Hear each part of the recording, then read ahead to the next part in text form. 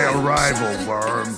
So Invincible Season 3 just dropped, chat, and this is easily my favorite season of the show and probably one of my favorite pieces of superhero content ever. And I mean, there's just a lot I could say about this season. I mean, the storylines that it chose to adapt and go over were just amazing. I don't read the comics, but honestly, after this season, I might just have to, because that Mark and Cecil conflict was peak. And by the way, I'm gonna just go ahead and rip the band-aid off. Cecil was right the whole time, gang. Like, I can't believe there were people actually arguing for Mark or saying, oh, I could see both sides. No, not really. Because like, yes, Cecil took it too far with provoking him and attacking his ears and shit. I can agree to that. However, that does not change the fact that in their argument, Cecil was correct. Regardless though, it was still extremely compelling to watch, and it gave a lot of interesting characterization to Mark, which was really needed. Because one thing this season really does is hold Mark accountable for all of his shortcomings and failures in the past 2 seasons. And I think it goes a long way into not only making Mark a better hero, but also the decision that he makes at the end of the season to start taking people's lives. And that's what I really want to focus on, is how this season affected Mark specifically and what I think his mindset is going to be going forward. Because in episode 7, we get a full-on fucking multiverse of Marks destroying the city, fucking shit up, and putting Eve in a coma. And then in the finale, we get Negan and Glenn having their rematch, which leads to so many people dying, Eve almost dying, and the city being completely cooked. And what these 2 episodes really do well is hammer home the ongoing theme this season of self-reflection and accountability. Omni-Man does a lot of self-reflecting and realizes that he just wants to be with his family. I miss my wife tails. Eve realizes what's been holding her back from achieving her true potential and decides to do something about it. Rex finally decides that he wants something more for his life than just being an asshole. Ray decides to quit being a superhero altogether because she's just not into this life anymore. Half of the Guardians literally leave because it's just not them anymore. And Immortal, being the bum that he is, decides to retire and put the fries in the bag. Take me to the king. I don't have much to bring.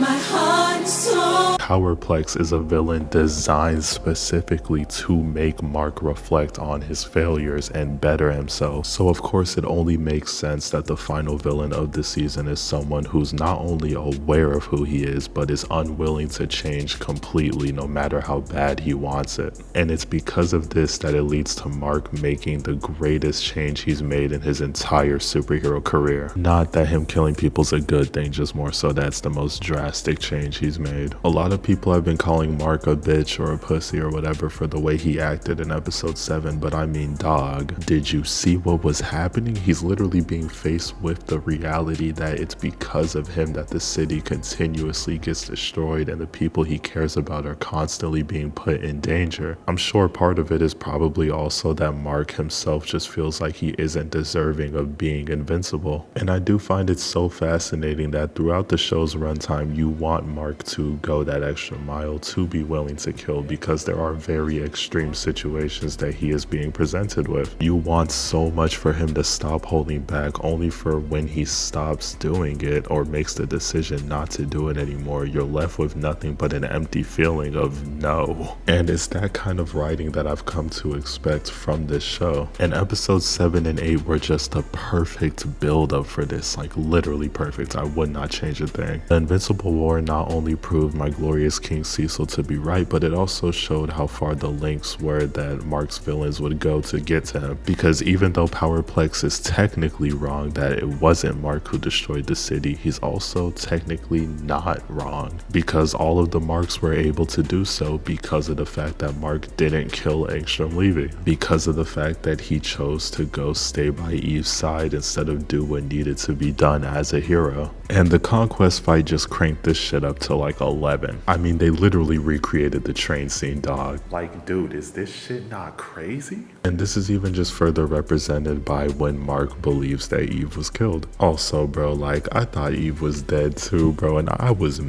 so sick, bro, because she was cooking this nigga Conquest, bro. Like, forgive me, I was not familiar with Eve's game, bro. But regardless though, it was her death that pushed Mark over the edge and finally made him realize I need to go that extra mile, and I'm genuinely scared for what's coming. The show has already been playing with the idea of Mark kinda becoming similar to Omni-Man in a sense, while Omni-Man on the other hand is finding his way to redemption and becoming more like Mark in a sense. And I think season 4 has the opportunity to explore some really interesting avenues with Mark's character, because I wanted to go way deeper than just he kills people now. I want his entire character to feel different psychologically and ideologically, like almost like there's an underlying depression behind every time he takes someone's life. And the best example I can think of, which is the most recent one that comes to mind, is something akin to Daredevil, or even what Andrew Garfield alluded to in No Way Home, where the hero has been dealt a terrible hand by life and is now seeking redemption by just letting out all of their rage and letting their hero identity be an excuse to be an outlet for that anger. And it's a really interesting concept that's kinda the whole core of Matt Murdock as a character.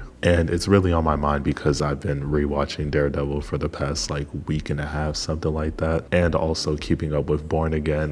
My thoughts on that show will probably be out soon. I'm probably going to do a video on it. But taking this direction with Mark is the best thing the show could possibly do, because it adds a lot more weight that makes this character arc interesting for Mark outside of just the, oh, he's edgier now. I want Mark to subconsciously know that what he's doing is wrong, but feel like it's a necessity and what has to be done. Almost treat it like an addiction of sorts. Because I mean, as season 3 portrayed to us, Mark is completely over this shit. This can also be an interesting way to lead into him becoming back on good terms with Cecil, because I doubt they'll end the show on bad terms or whatever, but have him see that sometimes you need to make morally gray decisions and that the world isn't so black and white, because that's a character flaw that was really emphasized in season 3, just the idea that Mark believes everyone just needs to immediately go to jail without rehabilitating or atoning for their sins. So I absolutely want this more aggressive, violent nature of Mark in season 4 to be something that leads to a plethora of different developments within his mindset towards being a hero. But I mean, yeah, those are my overall thoughts on how this season is going to affect Mark going forward and why I really like what they did with Mark this season. I genuinely don't really have too much to say about season 3 or the show in general that hasn't already been said countless other times in other places, but I still wanted to give my 2 cents because a lot of y'all like Invincible and I do too. So I have 2 other videos that will be coming out relatively soon that I think y'all will like, so stay tuned for that. And for everyone who's been asking about the Cobra Kai video, because a lot of y'all have been asking about it, trust me, it is being worked on. I know that it's a bit late. The season came out kinda a while ago, but when it comes to my really longer videos, my big review videos where I really go in depth, I really am a perfectionist when it comes to those. Obviously my content isn't perfect, but I don't like putting out content that I'm not 100% satisfied with, and I especially want this video to definitely be special and be the best content I've put out, because I mean, this show is the reason most of y'all are even subbed to me, on top of the fact that it's like personally probably my favorite show of all time, and is the reason that I'm in a position to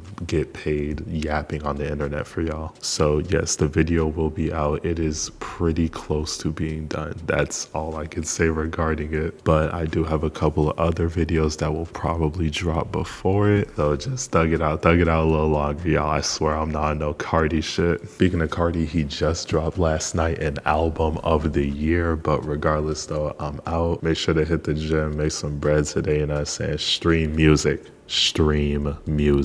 and yeah, I'll see y'all niggas later. Bye.